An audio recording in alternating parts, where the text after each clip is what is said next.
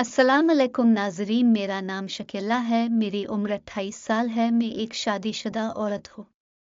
मेरा शौहर का नाम तारिक है। वो लाहौर में रहते हैं। मेरा शौहर का एक भाई है जो हमारे साथ रहते हैं। मेरा शौहर 2 महीने पहले लाहौर गया हुआ था। वहाँ पर वो एक कंपनी में जॉब करती है, इसलिए रात को मेरे पास कोई भी नहीं होता।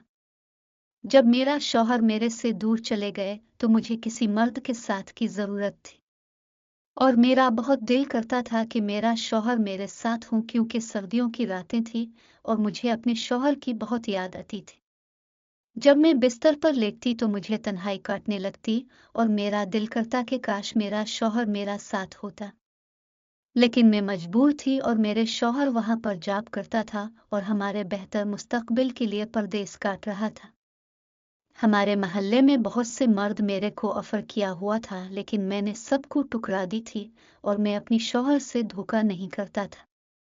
जब मेरा शौहर का 3 माह मुकम्मल हो गई तो मेरा बर्दाश्त खत्म हो गया था और मुझे अब शौहर की जरूरत थी।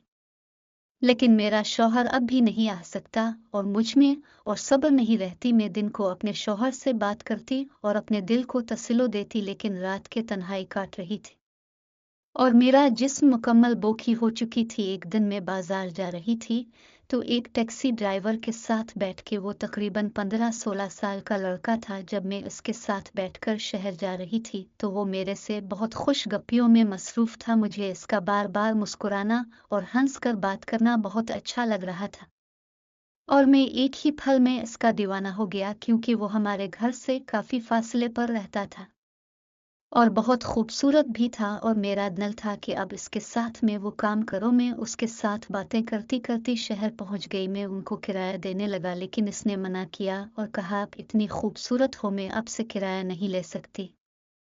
फिर मैंने उनको अपना मोबाइल नंबर दिया और उनको कहा शाम को मेरे से राब्ता करो। उन्होंने कहा ठीक है, अब मैं चलता हूँ। फिर वो चले गए। मैंने भी घर का सौदा लिया और घर चली गई।